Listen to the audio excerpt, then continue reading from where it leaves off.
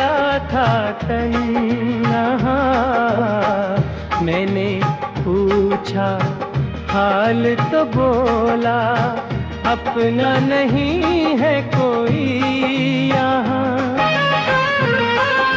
मैं भी थका था राहों में, वो भी शिकस्त हाल मिला।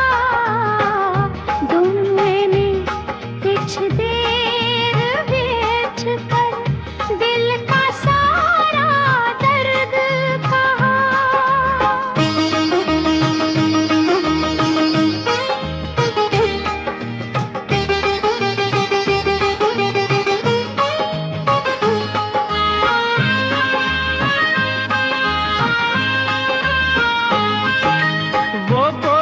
खुशियों के पीछे दुनिया पागल फिरती है।